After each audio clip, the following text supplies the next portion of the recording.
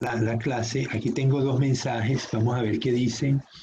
Disculpe, pero por motivos personales no voy a activar el micrófono, pido disculpas y espero, ok, chévere. Ese es Joe, ¿no? Perfecto. Angie Zamora está entrando y me salgo. Zamora Angie. Listo. Ok, mire, les recuerdo que el sábado, no este sábado no hay marea baja, porque es marea de cuadratura. El siguiente sábado, que cae fecha, ya les digo, el sábado 19, creo que hasta ese día, hasta el viernes 18 tenemos clase. El sábado 19 vamos a tener la salida de campo para los que deseen. No es obligatorio en absoluto, solamente los que deseen acompañarme. Vamos a ir a la playa Barbasquillo.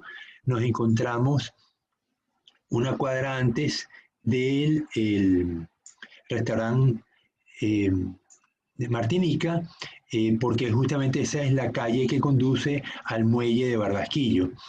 Eh, Vamos a estar desde las 10 de la mañana hasta las 12:30, que pues, la baja marea más baja es a la 1, pero no nos hace falta tener la marea absoluta ya, porque la alta marea es a las 7, para las 10 de la mañana, 10:30 que estemos trabajando, ha bajado suficiente para empezar a recorrer las pozas de marea que tienen los animales atrapados allí. Entonces, debemos ir con zapatos, no necesariamente se tienen que meter en el agua, porque las pozas son muy chiquitas y hay zonas secas entre poza y poza.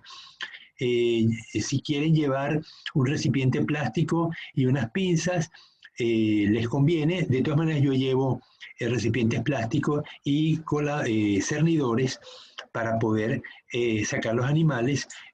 Para observarlos mejor, pues lo ponemos en recipientes plásticos con un poquito de agua y podemos verlos y estudiar cómo se mueven, cómo se dan vuelta. Vamos a poder ver inclusive comportamientos agresivos entre ellos, comportamientos defensivos cuando los volteamos, cómo se esconden, se van hacia la oscuridad. Vamos a ver los sitios donde suelen estar ellos viviendo, lo que comen.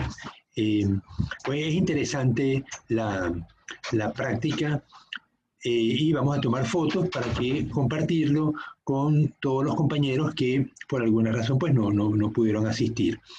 Entonces, lo que hace falta es sí, que lleven mascarilla y zapatos de goma, por si acaso se mojan, ¿no? Bien, con el grupo B estuvimos el sábado pasado, nos fue bastante bien, hubo una cantidad de animales que pudimos observar. Los equinodermos los vimos casi completos, no había estrellas de mar, pero había erizos, había holoturios, había arañas de mar. Crinoideos pues no hay aquí, no he visto en Ecuador. Eh, y bueno, había muchas algas, solo que las algas las vieron ustedes con el profesor Napa, ¿no? Bien, entonces vamos a comenzar. Entonces el sábado 19 nos vemos a las 10 de la mañana a una cuadra antes del restaurante Martinique, una cuadra, digo antes, hacia el centro de Manta, y donde está la calle que baja hacia el muelle de Barbasquillo. Bien, vamos a empezar a compartir. Hoy vamos a ver el grupo de los ser enterados, los Nidaria y los Tenófara. Ya vimos poríferos, hay un deber que está pendiente de entregar. Lo que yo no sé es si abrí el recipiente en el aula virtual. De todas maneras, si no lo he hecho, lo voy a poner enseguida que termine la clase para que puedan cargar el deber. El deber es muy simple, ¿no? Tiene que ver con las células, los tipos de células de los nidarios, de los tenóforos, de los poríferas, tipos de células, localización y función. el deber es en grupo, como todos los deberes en esta asignatura. Bien, si alguno tiene problemas con el aula virtual, pues me lo manda al correo, pero prefiero que lo coloque en el aula virtual. Bien, entonces los nidarios incluyen medusas, anémonas de mar, corales e hidrozoos. Como las esponjas, las aproximadamente 9.000 especies conocidas de nidarios están confinadas a ambientes acuosos, en su mayoría son marinas. La mayoría de las especies son pequeñas y miden de unos pocos milímetros hasta unos cuantos centímetros de diámetro, pero la medusa más grande puede tener 2,4 metros de ancho y tentáculos de 50 metros de largo, o sea que estamos hablando de dimensiones verdaderamente impresionantes. Todos los nidarios son depredadores carnívoros. A la derecha vemos una anémona, Metridium senile, es una anémona bastante grande. Aquí vemos una medusa.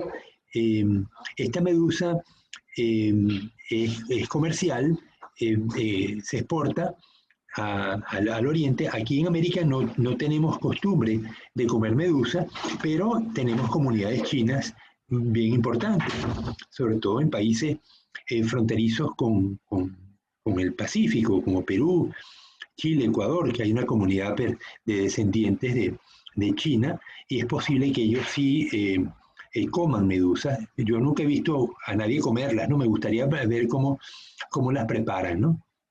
Vemos que tiene unos tentáculos que dejan derivar a medida que el animal va ascendiendo.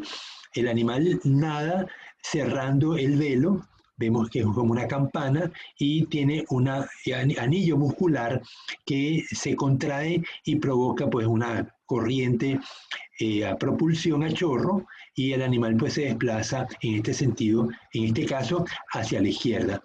Si bien ellos nadan bastante bien, no compensan las corrientes marinas y por lo tanto se consideran animales planctónicos, a pesar del tamaño que puede tener 2 metros de diámetro, ¿no? Ok, vamos a ver algunos ejemplos, algunas fotografías. Los grupos a la izquierda, pues vemos Acropora palmata, que es un coral típico del área del Caribe. Al centro, el autocoral Eunicella. Estos de los autocorales son corales, pero no tienen carbonato cálcico. A la derecha, la hidra. Esto vamos a estudiarlo enseguida. A la derecha, la pluma de mar, de nuevo es un antozoario. Los nidarios están divididos en 3 grupos: los hidrozoarios, los antozoarios que vemos aquí, y los mixozoarios, que es un animal que no se sabía a qué grupo pertenecía. Esto ocurre muy a menudo. Uno se consigue animales que se mueven, pero no se sabe a qué grupo, a qué filum pertenece, y durante mucho tiempo no se sabía este mixozoario a qué grupo pertenecía. Luego se vio que tenía nidocistos, y los únicos animales en el planeta que tienen nidocistos son los nidarios, así que se le considera que es un hidrozoario, pero es parásito de peces.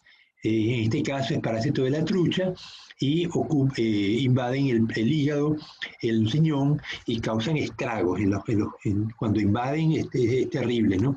Cómo destruyen los órganos de los peces, y los peces por supuesto mueren, ¿no? Aquí vemos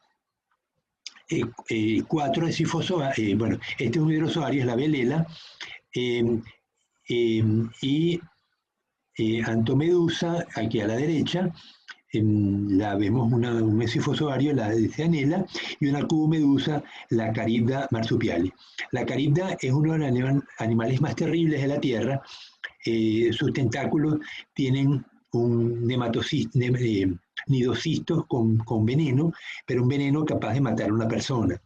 Las cubomedusas son absolutamente muy peligrosas. Afortunadamente, esta es de Australia. Aquí en el Ecuador, no sé si tenemos cubomedusa, pero no me extrañaría, ¿no? Bien. Zambrano está entrando. Ok, entonces, los nidarios son el grupo de animales más primitivos con células constituyendo tejido. Uno es el tejido contráctil, que actúa como si fuera músculo.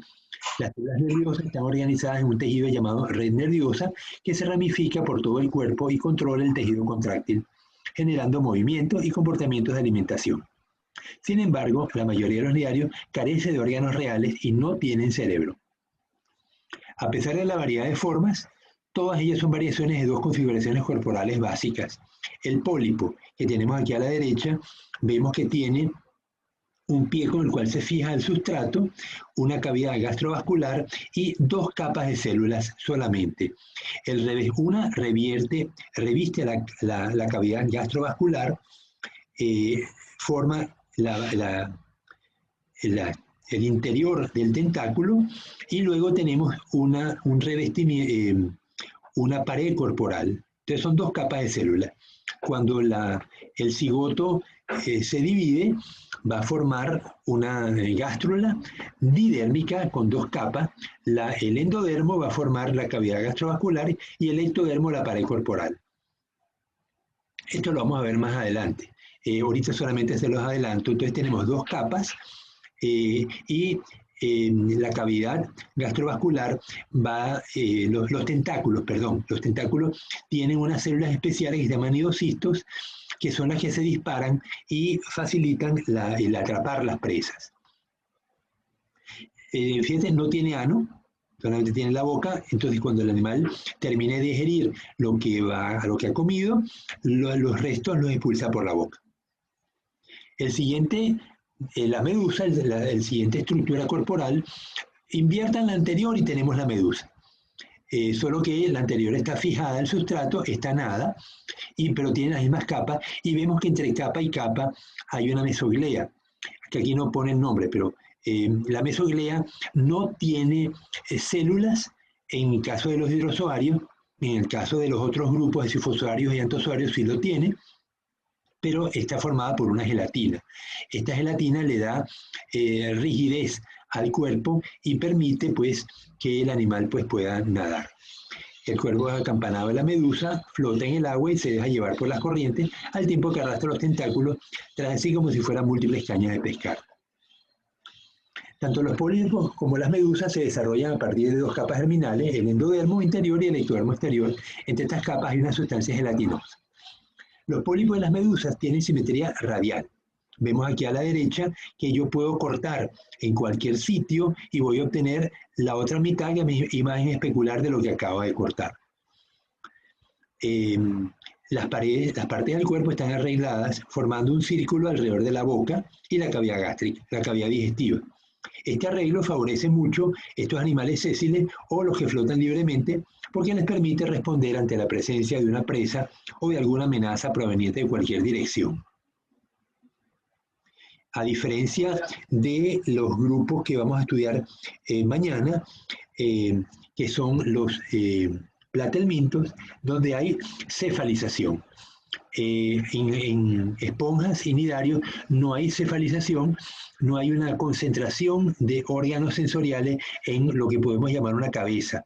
Eso surge a raíz de la bilateralidad. Es decir, cuando el animal abandona la estructura radial y se convierte en estructura bilateral y concentra los órganos de los sentidos en un segmento del cuerpo que llamamos cabeza.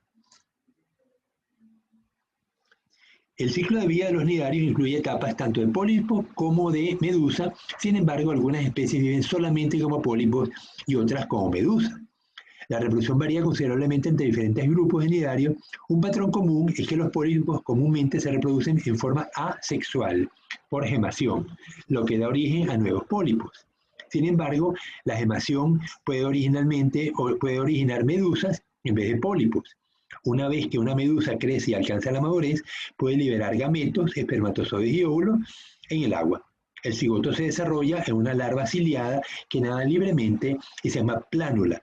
Con el tiempo, la larva se establece en una superficie dura donde se desarrolla el pólipo.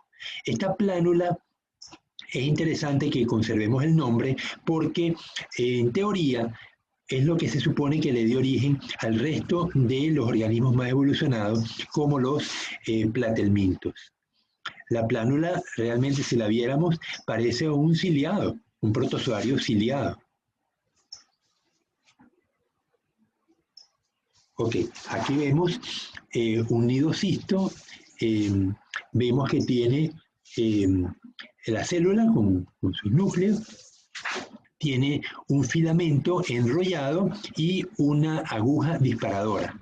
Cuando desde los nidarios son depredadores, pero no cazan activamente, esperan que su presa toque los tentáculos y se les lanza, vamos a corregir esto que está mal. A ver, déjame corregir.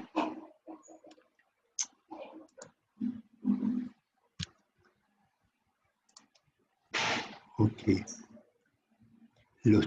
Toque los tentáculos y se les lanzan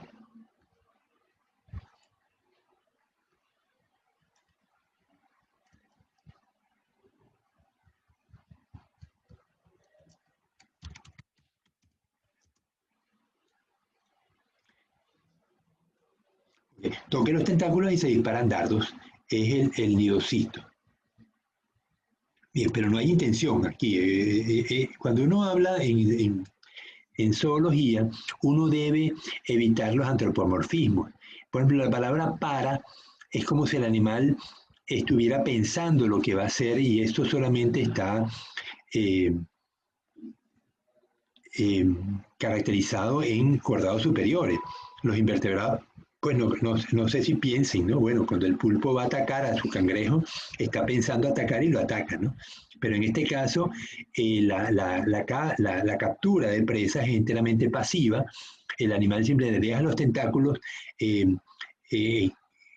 arrastrar con su cuerpo y cualquier presa que los toque, pues queda atrapada o afectada por el disparo.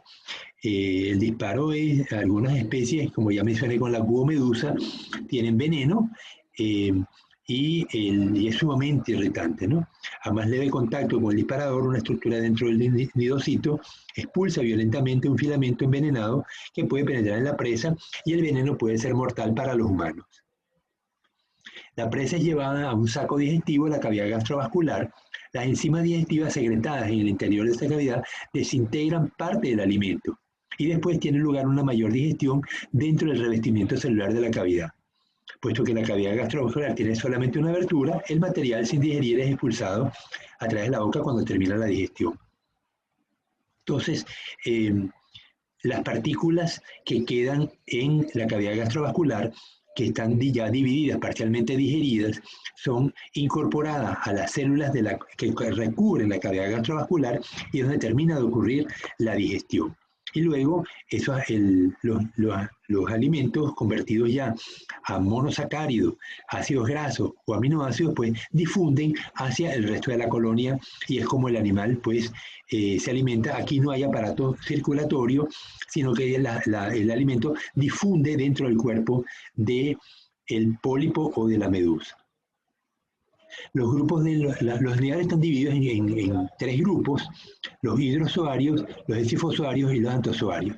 Los hidrozoarios son las hidras, pero también tenemos algunos organismos medusoides que vamos a ver. Los esquifozoas son las medusas. Predomina la medusa, aunque la fase pólipo puede estar presente, pero en una fase muy breve del ciclo vital, y los antozoarios, donde las medusas desaparecieron completamente y solamente tenemos los pólipos. Aquí vemos algunos hidrozoarios. La hidra que vemos a la izquierda, arriba y abajo, esta hidra verde, ¿a qué creen ustedes que es ese color verde? Los animales en general no fotosintetizan. Sí. ¿A qué creen ustedes que se deben? Ambos, arriba y abajo se ven verdes, ¿no?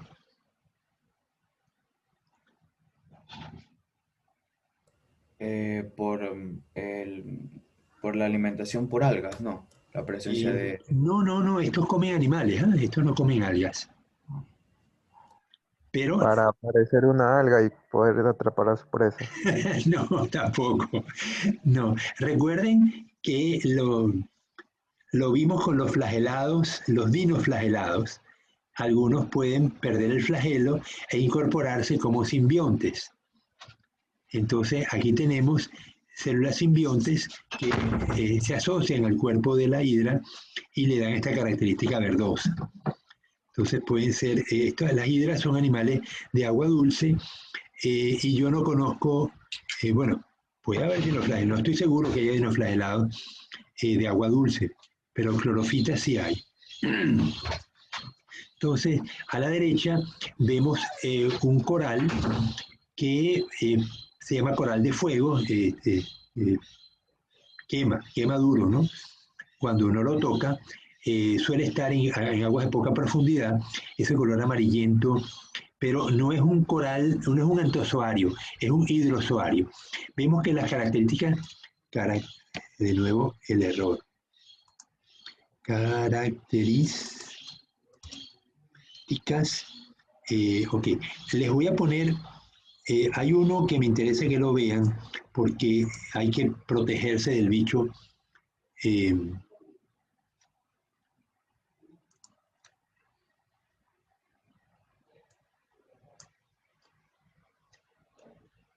llama...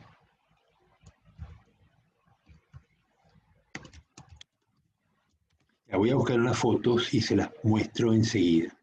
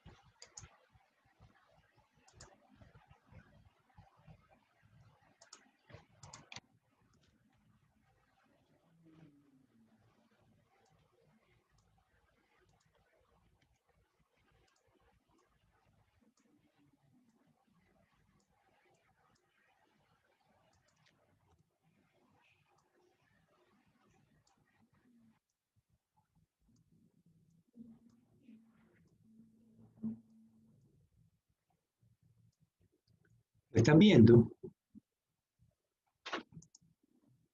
Sí, biólogo. Sí.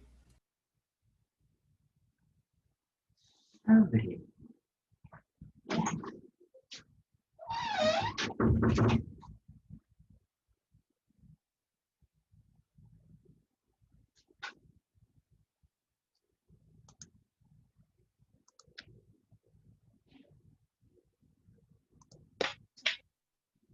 Ay, casi me quiero dar la mano.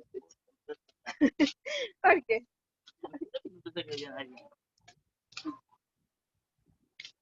Casi me quiero dar la mano.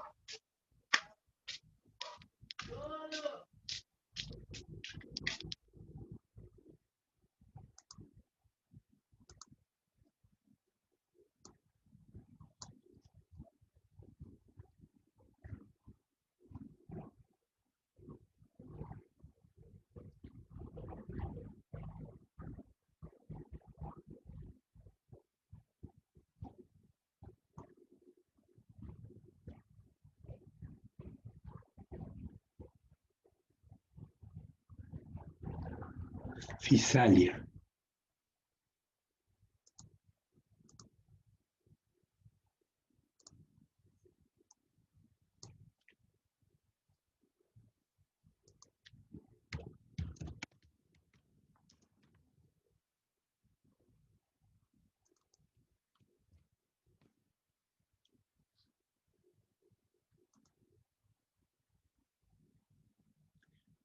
Okay. ¿Ven el animal? Sí, biólogo. Ok, Sí, entonces biólogo. vemos que la fisalia tiene una cresta elevada, flota, esto está lleno de gas, eh, ella flota en el agua, el viento la arrastra y tiene entonces eh, unos gonozoides para reproducción y gastrozoides para digestión, tiene dactilozoides para localizar y capturar presas y los tentáculos enrollados son punzantes. Este bicho es terrible, se los muestro justamente por si acaso lo ven, no se les ocurra tocarlo. Desgraciadamente, yo pensaba que todos los tentáculos se quedaban pegados al animal, pues no, se desprenden. Y cuando me encontré, yo estaba trabajando, haciendo los muestreos que tocaban en el delta del río Orinoco, y había una invasión de fisalias. Entonces yo procuraba mover el bote alejándome de estos animales, y resulta que se desprenden. Los tentáculos quedan flotando en el agua, y cuando tú caminas tranquilamente, como no los ves, pues te enredas en ellos, y aquello es un dolor, pero insoportable. El tentáculo tiene los nidosistos en segmentos, concentrados en segmentos. Entonces, cuando te lo arrancas, que tienes que usar una pinza, porque si no los dedos te van también a afectar, parece que uno estuviera abriendo un cierre, ¿no? Porque se van desprendiendo los dardos que están insertados en la piel progresivamente, ¿no? Total que, bueno, hay que cuidarse de estos animales que son tan peligrosos, ¿no? En la playa del murciélago suele haber también presencia de aguamalas, y deberían. Yo sé que algunos amigos y miembros de la familia se bañaron en el murciélago y llegaron a la casa todos picados. Es decir, cuando hay invasión de aguamalas en el murciélago, debería haber una señal o una bandera, pues los salvavidas deberían decir, pues miren señores, no se bañen porque se van a picar todos con las aguamalas, ¿no? Pero bueno, afortunadamente eso es estacional, no es tan frecuente, ¿no? Bien, entonces, ¿qué características tienen los hidrozoarios que nos lo van a distinguir del resto de los animales? Bueno, son características realmente microscópicas, así que no son fáciles de distinguir a simple vista, pero los hidrozoarios suelen ser animales muy pequeños. La hidra apenas tiene unos milímetros, no por eso deja de ser terrible, ¿no? Con esos nidosistos que tiene, cuando tenemos que tener filtros en las unidades de acuicultura, donde tenemos cultivo de larvas de peces continentales, las hidras son de agua dulce, no son de agua de mar. Hay hidrozoarios en agua de mar, pero la hidra en particular es de agua dulce, y tenemos entonces que filtrar el agua para evitar que las hidras entren a los sistemas, porque si no, cuando tenemos los huevos de los peces que estamos esperando que nazca la larva, los peces tropicales suelen ser muy veloces, ¿no? Después de la fecundación, a las 24 horas ya la larvita está nadando. En los países templados la temperatura es mucho más baja y tarda varios días, pero aquí no, aquí en menos de un día ya está, la vida está nadando. Y si hay hidras en el medio, no juegues, van a hacer estragos con las larvitas y con los huevos. Por eso es que tenemos que tener cuidado con los hidrozoarios en las instalaciones de acuicultura en el continente. Entonces, las características son, la mesoglea no hay células. Es decir, ya vimos que la capa externa, son dos capas nada más, la capa externa y la capa interna, la que cubre la cavidad gastrovascular y la que recubre el cuerpo. Entonces, entre esas dos capas hay una mesoglea que no tiene células. No hay nidocitos en la gastrodermis, es decir, los nidocitos están concentrados en los tentáculos, y en la cavidad gastrovascular no hay nidocitos, y la gónada, de nuevo, errores.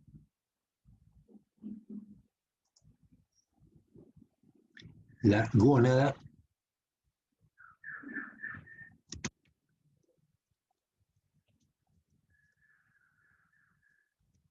son epidérmicas. Okay. Los huevos espermatozoides son vertidos al exterior, donde ocurre la fecundación. Puede que algunas especies mantengan el óvulo dentro del cuerpo de la madre, y la fecundación ocurre por los espermatozoides que se pegan viniendo del exterior. Pero en general se va a formar una larva plánula que queda de vida libre. Aquí vamos a ver algunos ciclos de vida. Aquí vemos que una estructura, un organismo que es medusoide, ya vimos una imagen de esto en las primeras fotos a color. Entonces tenemos que el huevo forma la plánula y la plánula comienza a dividirse y forma una, que no se puede leer bien, así, bueno, forma una medusa y la medusa se vuelve a reproducir sexualmente. Las medusas tienen reproducción sexual, los pólipos son los que tienen reproducción asexual. En el caso de esta medusa, tienen huevos, la plánula forma un pólipo, el pólipo forma más medusas. Y en el caso de la hidra, no hay medusa. Simplemente tenemos el huevo, forma un pólipo, el pólipo puede formar gemación, otros pólipos, y eventualmente hay una reproducción sexual. Son macho-hembra, el macho libera los espermatozoides, la hembra libera los óvulos y ocurre el huevo. Son ciclos de vida relativamente sencillos. En el caso de Ovelia, tenemos una estructura del cuerpo con un conjunto de organismos, con un conjunto de estructuras, los gastrozoides, y que tienen su boca, la boca, los tentáculos, o sea, la misma estructura de medusa, pero tenemos un pedúnculo. En el pedúnculo hay otras estructuras, como por ejemplo la parte reproductiva, que va a estar asociada a esta estructura, que lo llamamos el pólipo reproductor. Entonces, de aquí se desprende la medusa por gemación. La medusa, aquí no hay reproducción asexual, sino asexual en el pólipo. La medusa es la que puede ser hembra o macho, producen huevos. El huevo se transforma en plánula. Fíjense como la plánula parece un ciliado. Y la plánula pues se localiza en algún sustrato, se fija y comienza de nuevo la colonia. Este mismo un proceso parecido lo vamos a ver en los corales, en los antozoarios, solo que no hay una fase medusa, sino que en los antozoarios directamente el pólipo produce los huevos y los huevos producen las plánulas. La plánula se traslada por la corriente marina y eventualmente se fija en forma de pólipo. Los isifozoarios son casi todos medusas. Tenemos de nuevo la estructura básica, una campana, unos tentáculos. Tenemos dos tipos de tentáculos, los brazos orales, que tienen nidocitos, y los tentáculos del borde de la campana, que también tienen nidocitos. Aquí tenemos el estómago, que está, bueno, después de la boca. Vemos la mesoglea, que tiene células. A diferencia de los hidrozoarios, en los hidrozoarios la mesoglea va a tener células. Tenemos entonces una exumbrela, donde está la cubierta del animal, y filamentos gástricos que tienen nidocitos. Recuerden que los hidrozoarios ni tienen células en la mesoglea, ni tiene nidocitos en la parte gastrovascular. Eso es por eso les decía que son microscópicas las evidencias, pero separa claramente los grupos de los hidrozoarios de los esifozoarios.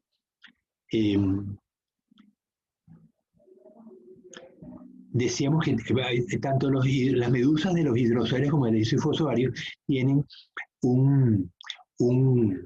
que aquí no lo vemos desgraciadamente, que es un círculo muscular, que es el que se contrae y permite que el animal pues nade a propulsión a chorro, ¿no? Se contrae y expulsa el agua en una dirección. Aquí vemos, estamos viendo aquí, esta es la Aurelia. Aquí vamos a ver el ciclo completo de la vida de la Aurelia. Ella tiene la fase de vida más importante, es la fase de medusa. La medusa se reproduce, hay medusas macho, medusas hembra, produce los huevos se transforman en plánula. La plánula se fija al fondo y genera un esifistoma que es muy pequeño. El esifistoma se divide, va a formar un estróbilo, va a formar, fíjense la cantidad de medusitas que está formando, ¿no? Él se divide asexualmente y estas medusas se van desprendiendo y van a formar pues una medusa adulta. Entonces, de nuevo, el ciclo de vida es relativamente sencillo, pero tiene estas dos fases, la fase natatoria y la fase de pólipo. Los ontozoarios son los corales. Los corales pueden ser corales con carbonato de calcio, como el que estamos viendo acá. Vemos que la parte de la capa externa del coral encaja en esta hendidura, que es el esclerosepto, y la placa basal. La epidermis de este coral va a fijar carbonato de calcio. Y entonces el coral va a ir creciendo progresivamente, cada vez formando piedras de mayor tamaño. Pero en cada cavidad va un pólipo. Como vemos acá, tiene el tentáculo, el septo, el filamento septal y la lámina de conexión entre pólipos. Estos animales pueden o no tener simbiontes. Si tienen simbiontes, con las zooxantelas, vamos a encontrar en los trópicos los arrecifes de coral. Vamos a estudiar los arrecifes en unos minutos.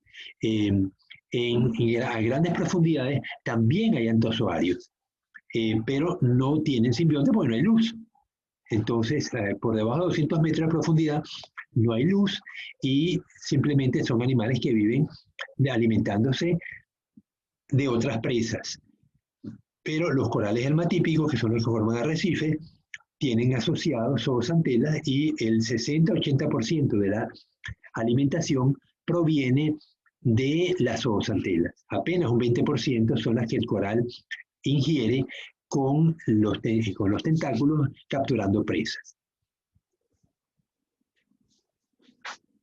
Aquí vemos un coral suave. El coral suave es un antozoario, tiene, ¿cuántos tentáculos le cuentan? A ver, 1, 2, 3, 4, 5, 6, 7 y 8. Entonces, por eso se llaman octocorales. Tienen 8 tentáculos y 8 cavidades en las cuales está dividida la cavidad gastrovascular. Las gónadas, bueno, la mesoglea pues tiene células. Aquí lo llaman senénquima, antes lo llamamos parénquima, y tiene un bastón axial que es generado por las células epiteliales, así como generaban las anteriores. Carbonato de calcio, aquí generan esta estructura proteica que le da rigidez al coral suave, ¿no? El coral suave, como no tiene carbonato de calcio, él se mueve con la corriente. Parecen plantas. Realmente es un espectáculo, pues son de colores, a veces son violetas, rosados, blancos, son muy, muy atractivos, realmente muy colorido el sitio donde uno los ve, y como se mueven con las corrientes, pues realmente es todo un espectáculo ponerse una máscara en los sitios donde hay corales. Desgraciadamente, en este lado del Pacífico no lo hay. Solamente tenemos, solo en el Pacífico Oriental no lo hay, en el resto del Pacífico sí, y en el Atlántico y en el Caribe. En el Atlántico Sur tampoco hay corales. Las razones no las conozco exactamente, porque puede haber razones químicas o físicas, donde hay mucha turbidez, no necesariamente turbulencia, porque los corales pueden estar en zonas donde la ola rompe, y justamente una de sus funciones es apaciguar la violencia de la ola cuando llega a tierra. Entonces no es por la turbulencia, pero sí por la turbidez.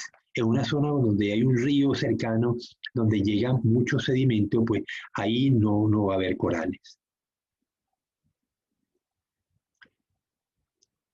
Los arrecifes, vamos a hablar de los arrecifes ahora. Un grupo de nidarios, los corales, tienen una especial importancia ecológica.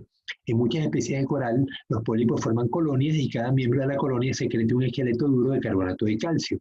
Los esqueletos persisten mucho tiempo después de que muere el organismo y sirven como base para que otros individuos se adhieran a ellos.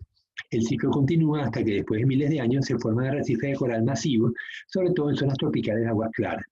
Estos corales forman asociaciones simbióticas con protozoarios flagelados, las zooxantelas, que al asociarse al pólipo pierden el flagelo.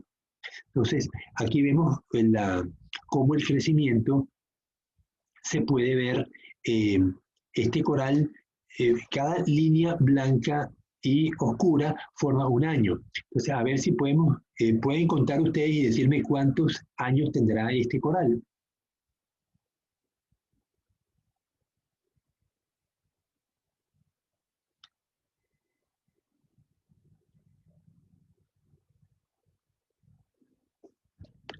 ¿Lo contaron? Cada línea blanca, Línea blanca y oscura es un año, así que pueden contar las líneas oscuras nada más, eso les va a dar igual. A 12, ver, no. 15. ajá, ¿quién da más? Yo conté como 19. 14. A ver, cuenten todos a ver si llegamos a un acuerdo.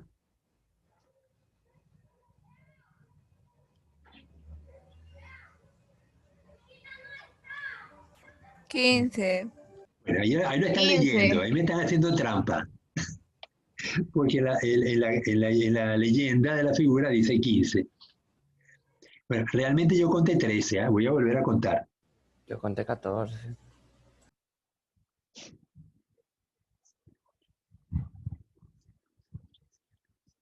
Sí, yo conté 14 también, no veo la 15. Pero es que no estamos viendo el centro. Si fuera un otolito, en la facultad hemos hecho mucho trabajo con crecimiento y igual contamos los anillos de crecimiento en los otolitos, en los huesecillos del oído de los peces, y esto nos permite identificar cuántos años tiene el pez. Pero partimos del centro y aquí no tenemos la imagen del centro, ¿no? Bien, pero lo importante es que ven cómo el coral pues va creciendo. Hay un fenómeno que se ha dado, bueno, algunas fotos bien bonitas de arrecifes esto puede ser del Caribe o de Australia. Vemos que tenemos distintos tipos de corales. Los corales, esta foto fue tomada con flash, ¿eh? Porque si uno tomara la foto directamente sin flash, veríamos el color gris o verdoso, azulado que vemos a la izquierda y en los alrededores. Pero el coral que le disparó el flash es el que muestra los corales, porque hay mucho color rojo y el rojo desaparece enseguida. Ya el primer metro ya no hay rojo. Entonces, y estamos viendo que hay muchos colores rojos en esta foto, ¿no? Algunos no son corales, son esponjas. Aquí vemos una esponja, un asconoide, la vemos aquí arriba. Vemos esto que ustedes pueden ver el puntero cuando lo muevo. sí, Biólogo. Ok, entonces aquí vemos que estos no son corales, estos son anémonas, son pólipos. Pólipos que no van a formar coral, no van a formar piedra, sino que ellos se van dividiendo asexualmente y van formando entonces esta especie de colonia, ¿no? Aquí sí vemos un coral, aquí estos son más pólipos.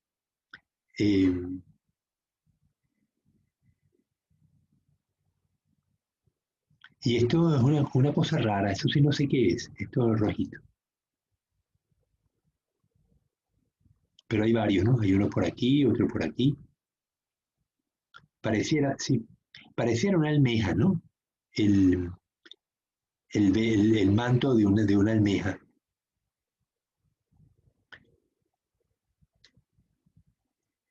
Ok, entonces, no sé ni qué hora es. ¿Qué hora es? Las ¿Alguien 12 tiene y hora? 13. 2 y cuarto van a decir, profe. Ok, vamos a seguir avanzando entonces. Bien, ¿por qué los corales son tan importantes? Porque esta diversidad de formas permiten que sea un ambiente donde muchos animales consiguen refugio y muchos animales consiguen alimento. Entonces, las zonas, los arrecifes coralinos, como los de Galápagos, y en el caso del Ecuador continental, los arrecifes de piedra, no tenemos corales, pero sí tenemos arrecifes de piedra. La piedra estamos viendo aquí, ¿no? Esta parte donde le está dando soporte a toda esta rica comunidad, pues son piedras, ¿no? Entonces, puede no haya corales, pero sí hay piedras y eso le da refugio a muchos animales. Entonces, los arrecifes en general constituyen zonas de crianza de muchas especies de invertebrados y peces que posteriormente pues van a dispersarse como adultos y van a constituir pues la base de las pejerías, de pejerías importantes, ¿no? Esto que están viendo acá es un poliqueto. Eso lo vamos a estudiar después en enero. Los poliquetos. No, en enero. A ver, yo creo que terminamos con este tema de turbelarios, platelmintos, nemátodos la semana que viene y con eso terminamos los acelomados y comenzamos después de enero los celomados y el primer grupo que vamos a estudiar son los poliquetos, los anélidos. Estos son anélidos, poliquetos típicos de zonas coralinas. Ok, vamos entonces al siguiente filum, que son los ctenóforos. Estos constituyen, tanto las aguamalas como los ctenóforos, constituyen elementos del plancton gelatinoso. El plancton gelatinoso es muy importante porque constituye una de las bases de alimentación de las grandes profundidades. Estos animales pueden ir desde la superficie hasta el fondo del mar, o cuando mueren, pues se van al fondo. Entonces ellos, es como una especie de lluvia de cadáveres que va cayendo hacia el fondo del mar y son la entrada de energía de estas comunidades, salvo que haya flujo de aguas termales cercanos a zonas donde el magma terrestre está muy cerca de la superficie y se forman entonces aguas termales. En Galápagos, por ejemplo, es una de las zonas donde se han acumulado las zonas hidrotermales, pues sale agua caliente, sale metano, sale sulfuro de hidrógeno y es una comunidad oscura, obviamente está a 2000 metros de profundidad, pero las bacterias se nutren de estos gases, sulfuro de hidrógeno y metano, y esa comunidad bacteriana muy prolífica pues sirve de alimentación a toda una comunidad de bivalvos, mejillones, por ejemplo, y luego nutren otros cangrejos. Entonces, cuando veamos moluscos y crustáceos, pues vamos a ver también ejemplos de estas comunidades tan particulares, que uno de los sitios donde se descubrieron fue aquí mismo en Ecuador, en las Galápagos, y luego pues se empezaron a descubrir en otras partes del mundo, en las zonas de hidrotermal, ¿cómo traducirlo? Se llama hydrothermal vent, y son aguas termales que fluyen hacia la superficie, pero estamos a grandes profundidades en el mar, y como les expliqué, son comunidades quemosintéticas, no son fotosintéticas porque no hay luz, pero sí son quemosintéticas porque su base son sustancias químicas como las mencioné, sulfuro de hidrógeno y metano. Entonces, bueno, vámonos con los ctenóforos. El filum viene de dos palabras griegas, teno, que es peine, y fora, que es llevar. Foresi es el transporte. Entonces, portadores de peines. Y vemos aquí a la derecha un ctenóforo con esos cilios en forma de peines que le permiten pues nadar. Las aproximadamente 150 especies de ctenóforos con simetría radial tienen semejanzas superficiales en apariencia con algunos nidarios, pero forman un linaje evolutivo diferente. La mayoría de los ctenóforos miden menos de 2,5 centímetros de diámetro, pero algunas especies pueden crecer a más de 1 metro de diámetro. Los ctenóforos se mueven mediante cilios que están ordenados en 8 hileras, conocidas como paletas natatorias o peines.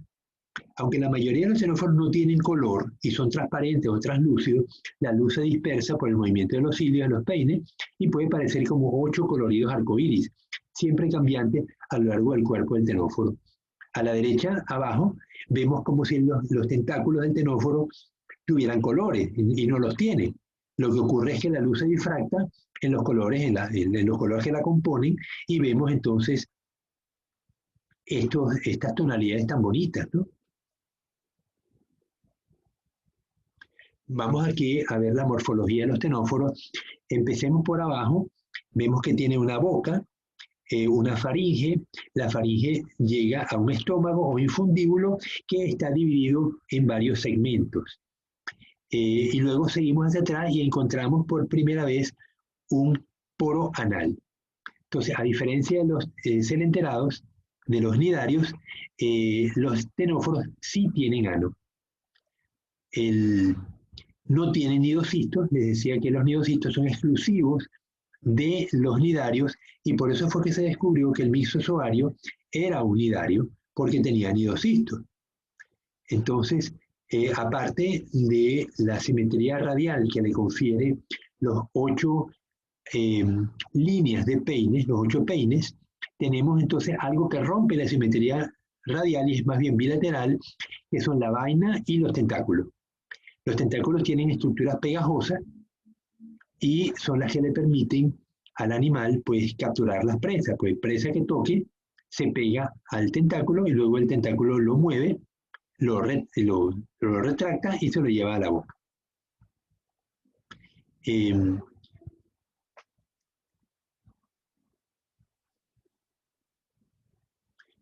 Todos los ctenóforos son carnívoros. La mayoría de las especies flotan en aguas costeras o de mar abierto y comen pequeños animales invertebrados. En algunos casos, inclusive, otros ctenóforos más pequeños, que capturan mediante tentáculos pegajosos. Los ctenóforos carecen de células punzantes nidocistos que caracterizan a los nidarios. Casi todos los ctenóforos son hermafroditas. Cada individuo libera tanto espermatozoides como óvulos al agua circundante.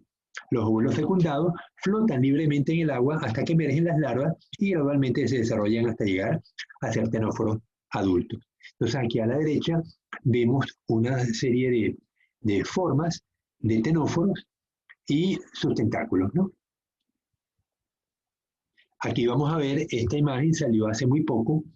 Este animal fue fotografiado con medios de alta resolución. Vemos los peines, los 8 grupos de peines, los tentáculos con los filamentos que salen del tentáculo de cada uno. Y este animal fue fotografiado a 3.900 metros de profundidad en Puerto Rico. Fue fotografiado en 2015, pero recién, hace una semana, una o dos semanas, salió la fotografía en los periódicos. Bueno, vamos a parar la compartición porque quería hablar un poco más de los arrecifes, pero me tengo que ir al libro. No hay dudas, no hay preguntas. Brenda, Adriana. Braulio, yo tengo una consulta. Dime, Fernando. ¿Qué otros roles tienen estos grupos de organismos? Roles ecológicos, aparte de cuando forman comunidades, sostener a otros grupos de individuos. ¿Te refieres a los corales o a los Sí, nidarios en general? nidarios en general. Bien, bueno, mira, las aguamalas, los pólipos, tanto las medusas como los pólipos son depredadores. Entonces, tú tienes aquí un grupo de organismos que te están controlando el tamaño poblacional de organismos en el mar. Si no fuera por ellos, pues tú tendrías animales pues reproduciéndose en gran medida sin mucho control. Entonces, básicamente lo que tenemos es el control del número de presas en el ambiente donde ellos están viviendo. La mayoría que se conocen hasta ahora son carnívoros. Todos son carnívoros, salvo los corales hermatípicos que, como les decía, tienen asociación con las zooxantelas y en ese sentido serían herbívoros, ¿no? O no sé cómo definirlo, porque ellos no se comen la zooxantela. La zooxantela está viviendo asociada al cuerpo del coral, al tejido coralino, y el coral le suministra CO2, agua y minerales, y la zooxantela le provee materia orgánica en forma de carbohidratos, grasas y proteínas y aminoácidos, ¿no? Pero no los podemos llamar, pero ellos sí son carnívoros, pues el 20% de su dieta deriva de las presas que atrapan en el coral, ¿no?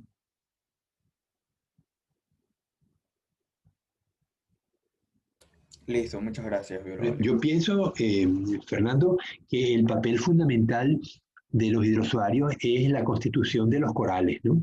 De los arrecifes. Que son Bueno, vitales vamos. también en conservar la biodiversidad, tengo entendido, ¿no? Bueno,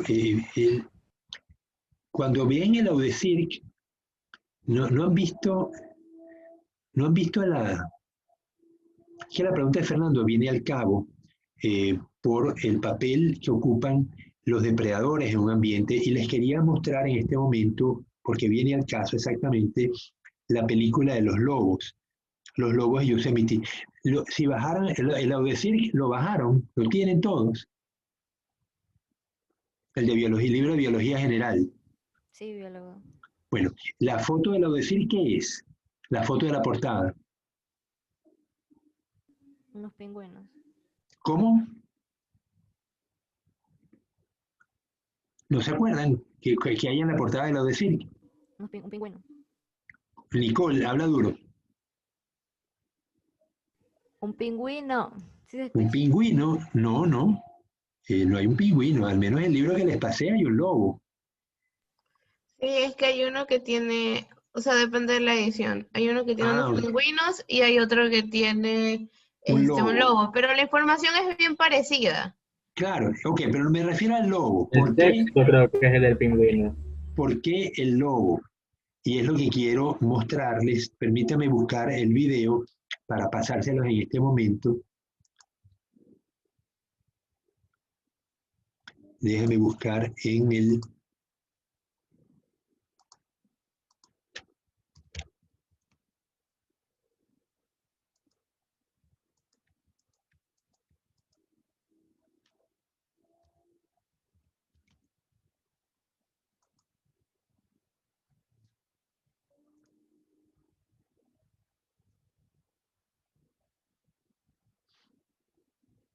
Ya, un segundo, lo estoy buscando.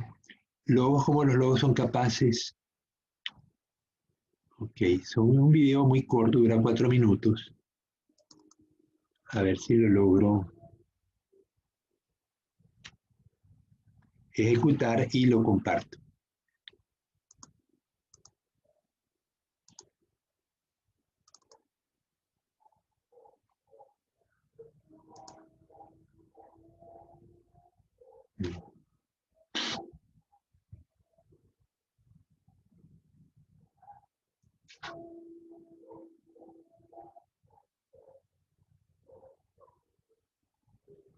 ¿Están viendo?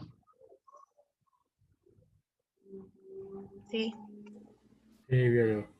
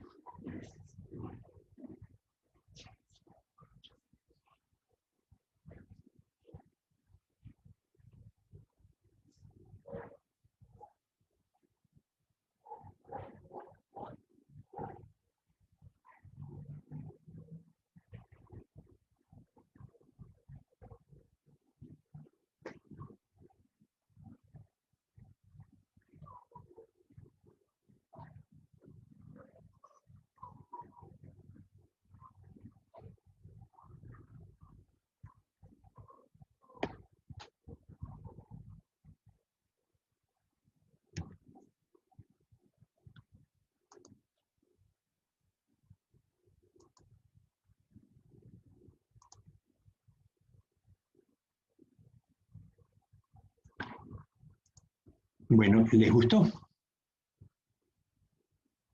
Estuvo muy Todo interesante. interesante. Uy. No lo habían visto. No. Documentales similares, sí, pero ese mismo no. Ya, ok.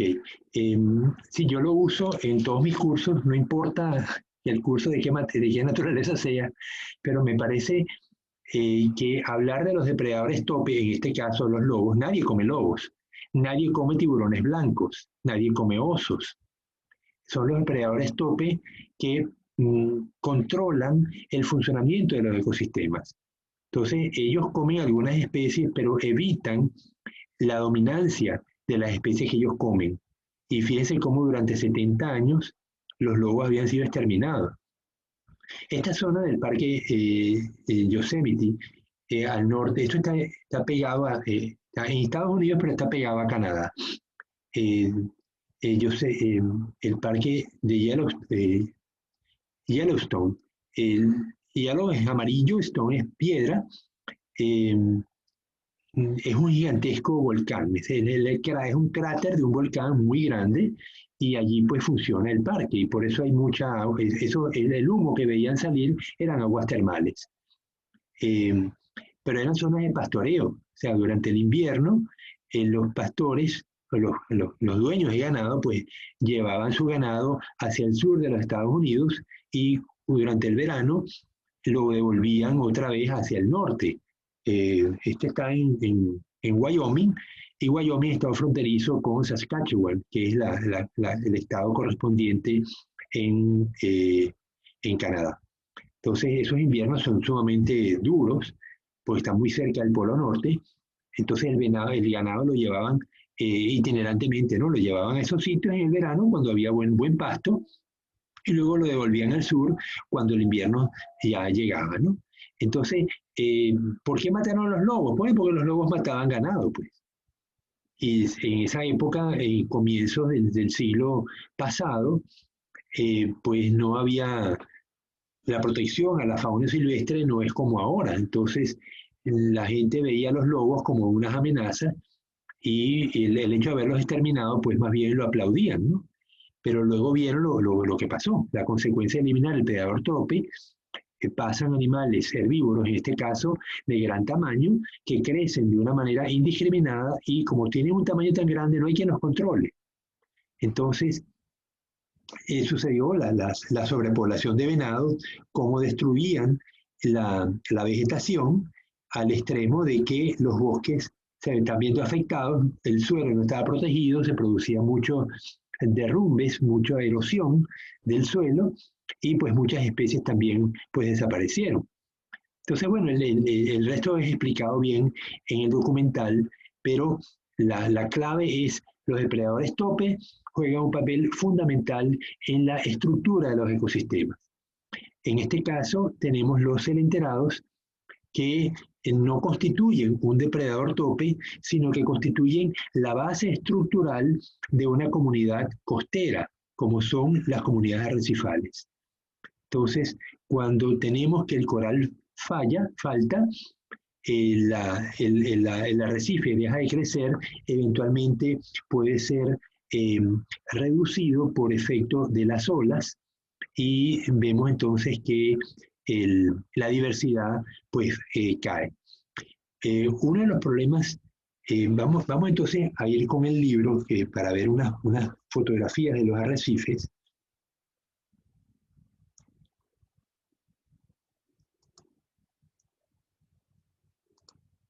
Voy a compartir la imagen del libro.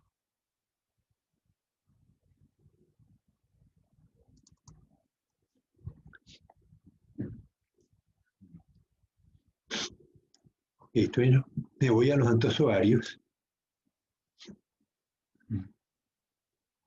No bajé demasiado.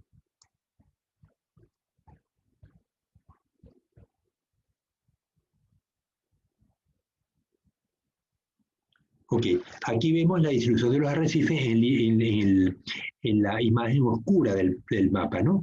Entonces vemos que, empezando por la derecha, la costa africana, la isla que vemos a la derecha de África es Madagascar, luego vemos la Australia, el archipiélago de las Filipinas, Indonesia, la isla de Papua Guinea a la derecha, encima de Australia, y toda esa zona hasta la línea donde dice 20 grados al sur y 20 grados al norte, hay arrecifes de coral. Pero fíjense que luego se nos acaba el arrecife, no llega a la costa pacífica de los Estados Unidos ni de México o Ecuador. Desconozco la razón, pero cuando lo averigüe les diré, ¿no? Y vemos que de nuevo en el Atlántico hay pocos arrecifes, salvo en el Caribe. El Caribe desde Florida hasta Venezuela, hasta México. La parte interna del Golfo de México tampoco tiene arrecife. Sí, del lado de Florida, del lado derecho de Florida hay arrecifes, del lado izquierdo no los hay, y luego en el resto del Atlántico no hay arrecifes, aunque no es por la temperatura, porque vemos que tenemos la franja de 20 grados norte y 20 grados sur, y sin embargo, en grados centígrados, y sin embargo no hay arrecifes allí. Entonces, tiene que haber una razón poderosa para que haya ausencia, y bueno, lo voy a buscar, ¿no? Vemos que el arrecife cambia en su estructura hacia, aquí vemos la playa arenosa, a la derecha completamente, vemos una pradera marina, pradera talasia, no tenemos talasia aquí en Ecuador, al menos no la he visto, vemos que se forma una especie de laguna, y en el borde de la laguna está la cresta del arrecife. Enseguida, del lado más externo de la cresta, vemos las acroporas, son corales muy ramificados. Tenemos la acropora cervicornis, la acropora palmata, vimos las fotos de estos arrecifes, y luego hacia abajo, que no es muy abajo, fíjense la escala, profundidad en metros, llegan hasta los 14, hasta los 13 metros nada más. Es decir, que la zona fuertemente iluminada es la que tiene los arrecifes en crecimiento. Por debajo de los 14 metros, pues ya no hay arrecife. Habrá piedra y otras estructuras, pero no arrecifes que formen corales, que formen arrecifes, porque ellos requieren la zooxantel y a esa profundidad pues no hay suficiente luz. Entonces los corales masivos que llaman son los que van a estar por debajo en la zona más profunda. También vemos los corales suaves, que lo ven como ramas, como si fueran unas ramas de árboles, pero realmente son corales suaves, ¿no? Los oscuros son los corales masivos.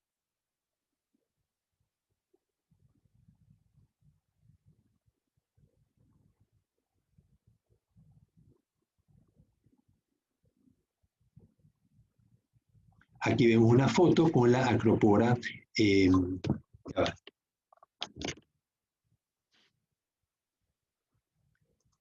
Cuando vemos estos corales ramificados, ya sabemos que estamos en la parte superior del arrecife, el lado que da hacia el mar, donde rompe la ola. Aquí vemos de nuevo una foto, ya lo curioso es que estos corales pueden permanecer secos durante unas horas. En la baja marea pueden quedar expuestos, ¿no?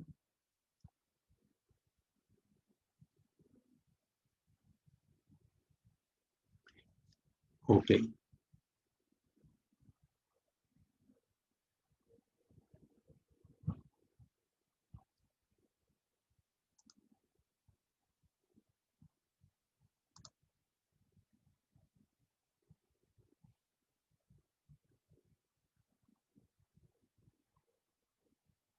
Bien, ¿hay algún otro comentario sobre esto, lo que acabamos de ver, antes de pasar al siguiente grupo de organismos?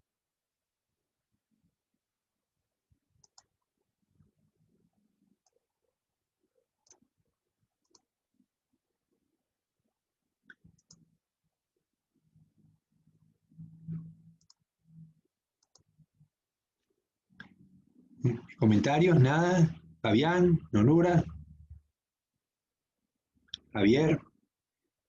Bueno, entonces vamos a aprovechar, nos quedan unos 19 minutos de clase, vamos a avanzar con el siguiente grupo que vamos a terminar de ver mañana.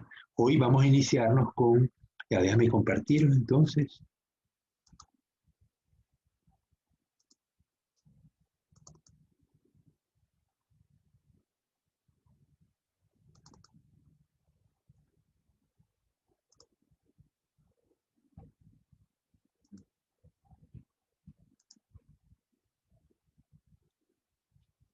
Ok, entonces vamos a ver ahora el primer grupo de organismos con verdaderos tejidos.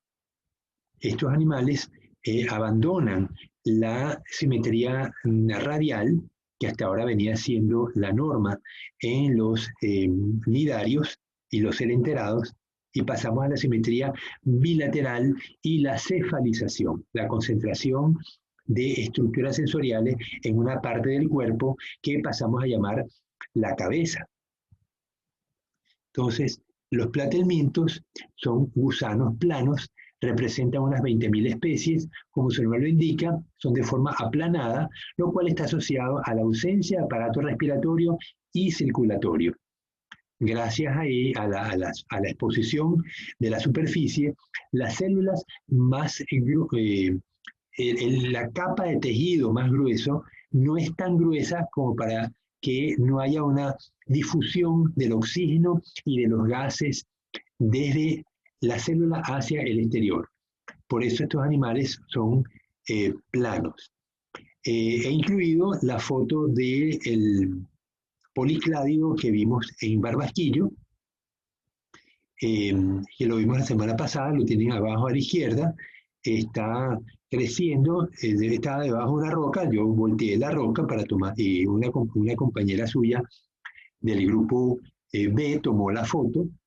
Estos animales son depredadores, todas las planarias, todos los platelmintos o son depredadores o son parásitos, ¿no?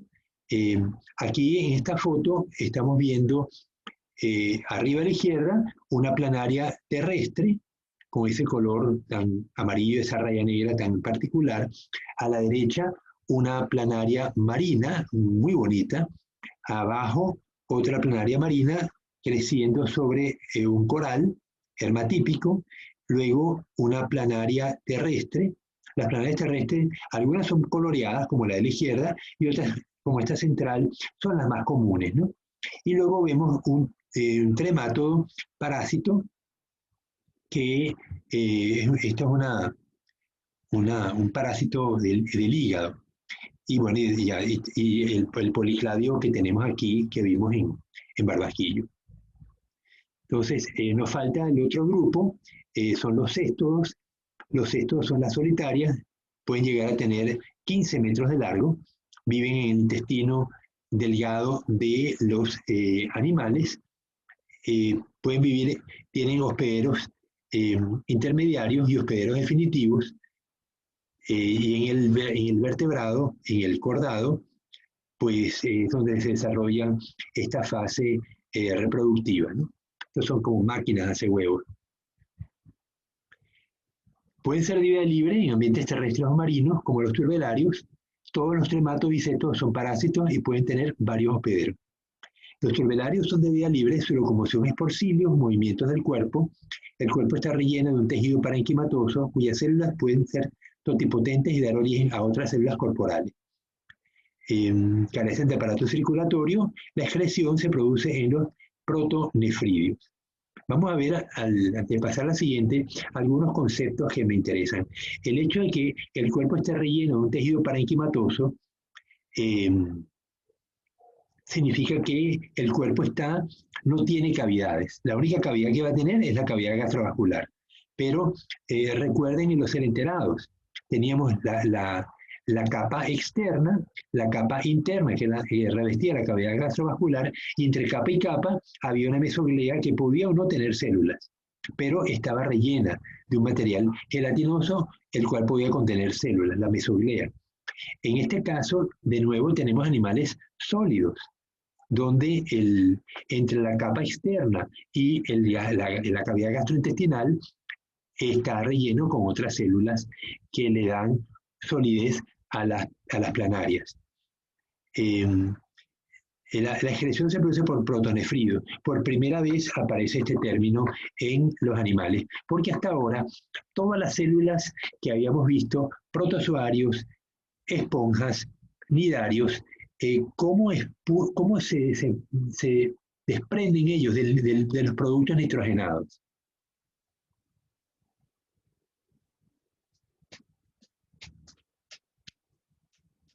Recuerden, los protozoarios son unicelulares, ¿verdad?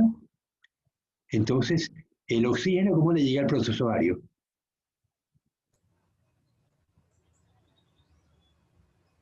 Por difusión. Exactamente. Y entonces el nitrógeno, ¿cómo crees tú que el animal se desprende? Igualmente también, por difusión. Claro.